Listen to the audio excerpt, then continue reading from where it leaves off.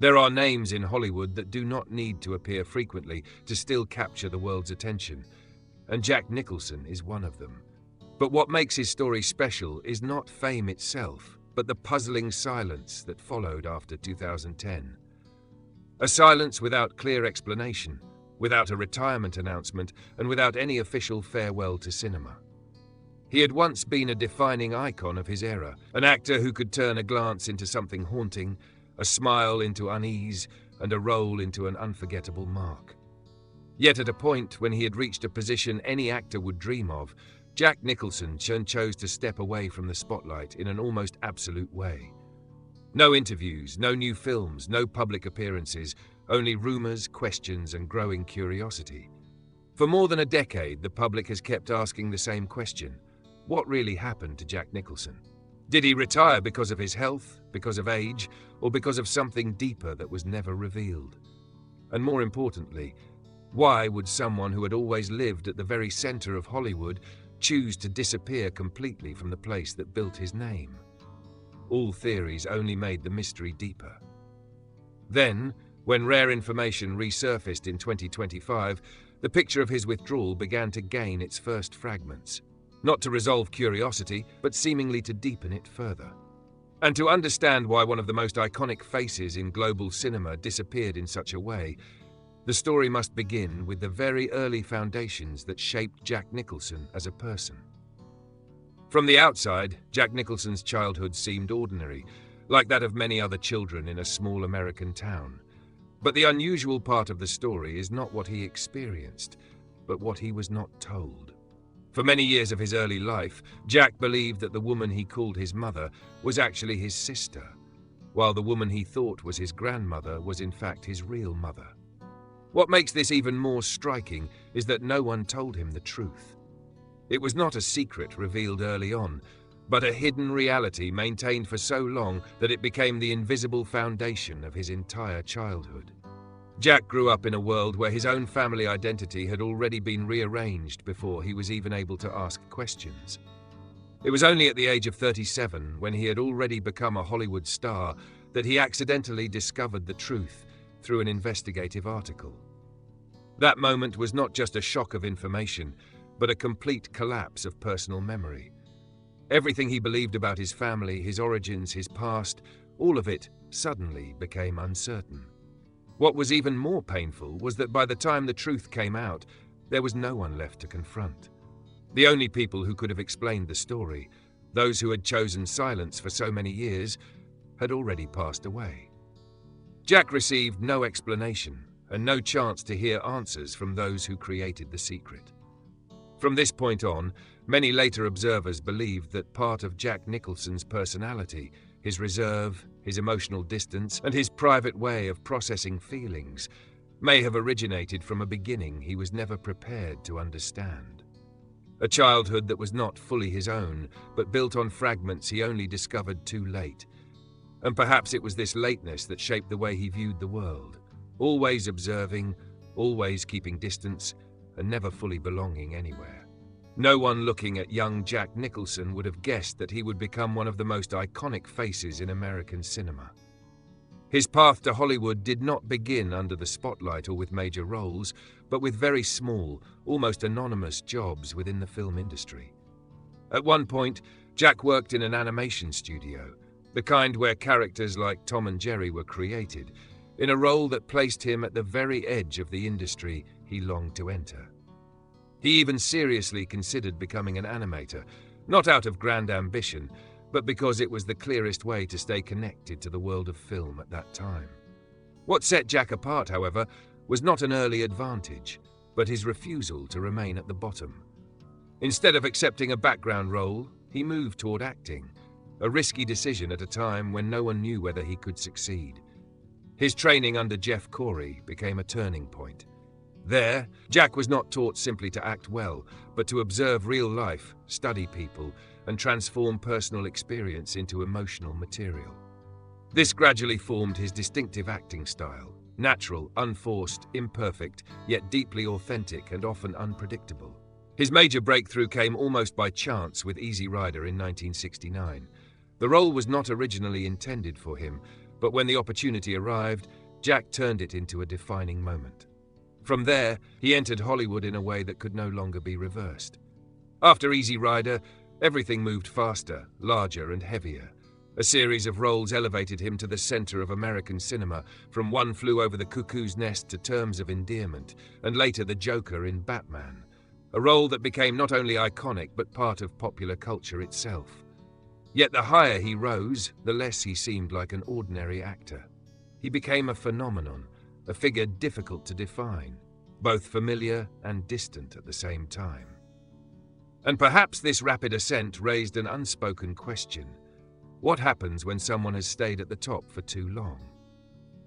At the height of his fame, Jack Nicholson was known not only as a brilliant actor, but also as one of the most complex public figures in Hollywood.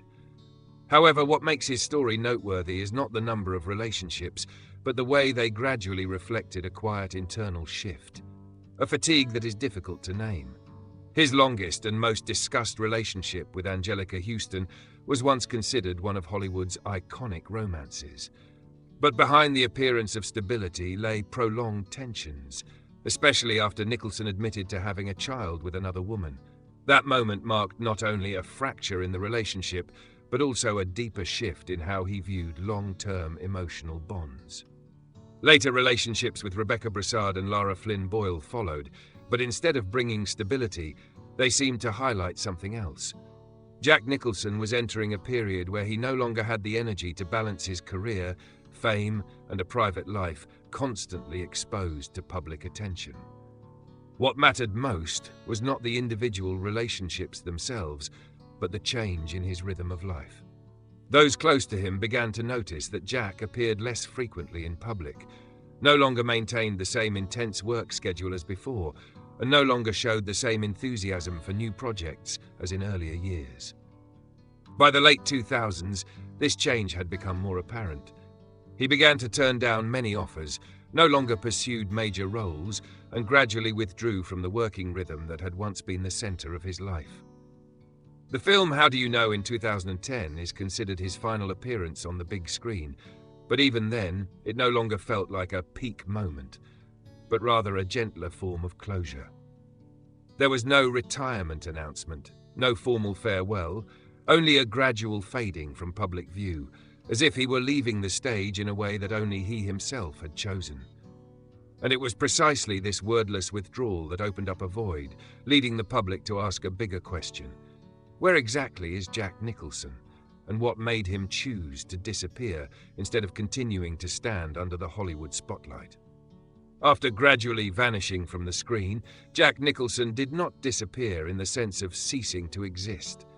Rather, he withdrew his entire world into a very confined space, his Mulholland Drive mansion, where everything unfolded almost entirely separate from Hollywood outside. No filming schedules, no red carpets, no public appearances. His life began to be reported only through small fragments of information from close acquaintances and indirect sources. And it was precisely this lack of information that made the public even more curious. Why would someone who once lived at the very center of the world's brightest spotlight choose to almost completely disappear like that? For many years, rumors began to circulate. At one point, people claimed he was suffering from memory decline. At another, they suggested he had serious health issues. However, those close to him denied most of these reports, stating that he was still reading scripts and following cinema, but simply no longer felt there were any projects compelling enough to return. But the key issue was not health, but rather the gradual shrinking of the world around him. If Jack Nicholson once stood at the center of major film sets, premieres, and endless conversations about cinema, that world had now been reduced to only a few close relationships and a secluded living space. His two children, Lorraine and Ray, were said to be the main people maintaining contact and providing care. Everything took place in near total privacy, as if Jack were trying to preserve the remainder of his life from public scrutiny. Some sources in 2025 even suggested that this was not a passive withdrawal, but a deliberate choice. Jack Nicholson was believed to not want his final public image to be that of a frail old man appearing intermittently before cameras, but instead to preserve the memory of himself at his peak. when he remained an irreplaceable icon of Hollywood. And it is precisely this choice, even without any official statement, that made his disappearance feel distinctive. Not an ending, but a way of controlling how the world would remember him. But even within that silence, there remained one moment that drew attention. His final appearance, brief yet carrying more meaning than any farewell. After many years of almost complete withdrawal from public view, Jack Nicholson was no longer mentioned through new roles or film projects, but only through repeated questions: where he was, how he was doing, and whether he would ever return.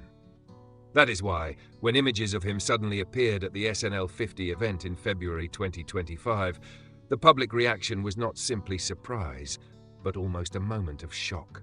What made it particularly striking was that he did not appear in the manner of someone returning to the stage. There was no spotlight, no staged comeback, and no prior announcement. Jack simply appeared in the audience, sitting among the crowd, observing the ceremony like someone who had stepped out of the very world he once dominated. The moment he introduced Adam Sandler with only a few brief words became one of the most widely discussed details.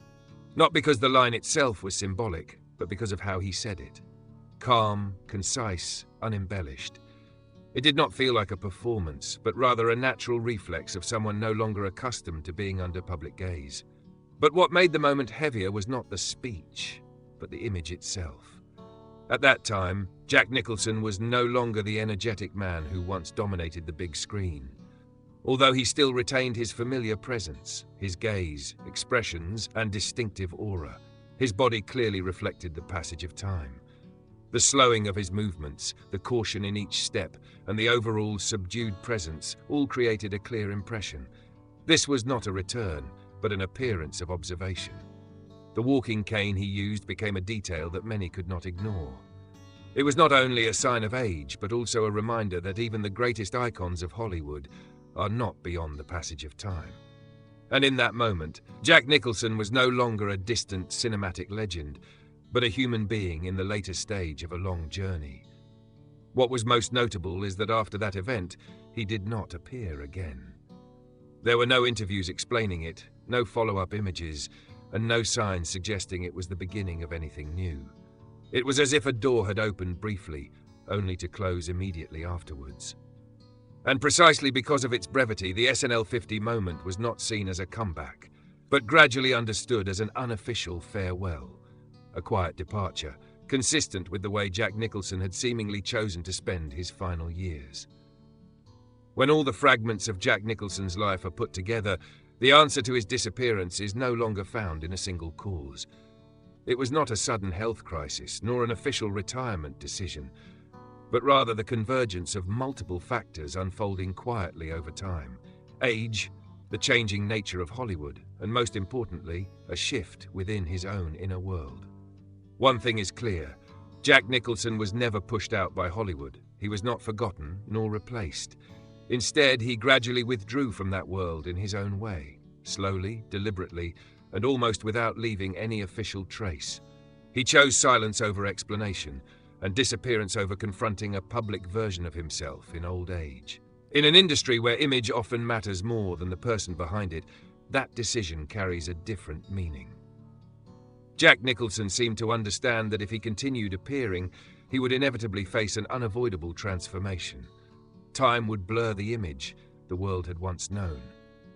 And instead of letting the public witness that change, he chose to preserve the most beautiful memory of himself, the image of a legend at his peak. But what makes this story remarkable is not the disappearance itself, but the way he disappeared.